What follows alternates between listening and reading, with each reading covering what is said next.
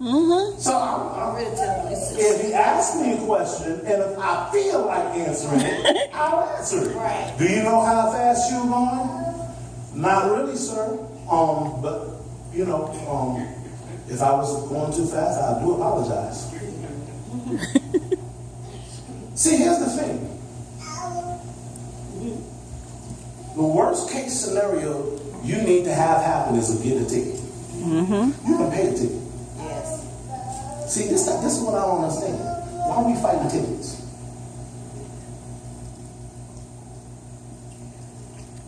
See? We you know, if we gotta borrow some money, you know, do what you have to do to get out of the situation alive. Mm-hmm. Pay the ticket. Come on, somebody. I don't know. Listen, when I got pulled over, Bishop, I was driving, and I was actually at the tip of my apartment complex, and the cop pulled me over inside my apartment complex. And he asked me, he said, "Sir, license and insurance, please." I gave him my license and insurance, and come to find out, I had a suspended driver's license, and I didn't even know it. Because I had gotten a ticket a long time ago, paid it online, and forgot to pay the online fee. And because I didn't pay the online fee, they suspended my license for 25 cents. Yeah. So I had to pay a $350 fine, okay, for 25 cents. But can I tell you something? I'm still alive. That's right. Amen. See, Yeah. see, that's the thing. Yes. We got to do what we got to do to stay alive. Now, please understand, I'm not getting super spiritual and crazy and turn around and touch your neighbor, because I need to talk to us today. Because there's some things that we've got to have an understanding of. I'm getting ready to close this out, but I want you to get this. I want you to get this real good. I want you to get this real good. All right. Elijah is letting his servant know that we are protected. Look at somebody say, we're protected. We're understand that we are protected. We can't be touched. We've got a support system.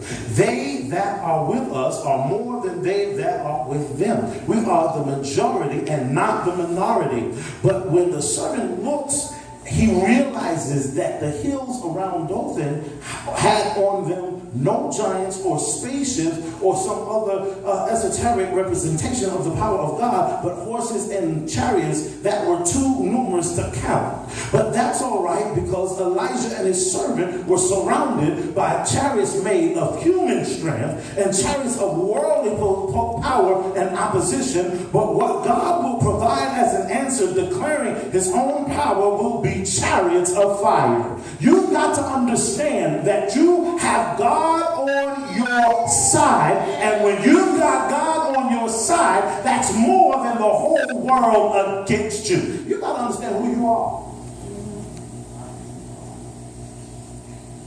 First, you got to say, who am I? See? So here's the thing. Point number 2.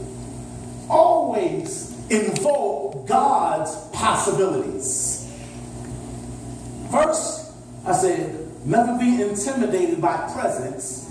But secondly, always invoke God's possibilities. Yes. Always invoke God's possibilities. Right. Verse 17 says, and Elijah prayed and the Lord and said, excuse me, Lord, I pray thee, open his eyes that he may see. And the Lord opened the eyes of the young man, and he saw, behold, the mountain was full of horses and chariots of fire around about Elijah. Now notice closely that Elijah's servant perceived things in a natural sense as a result of seeing things in the natural realm only. Elijah's servant was susceptible to fear.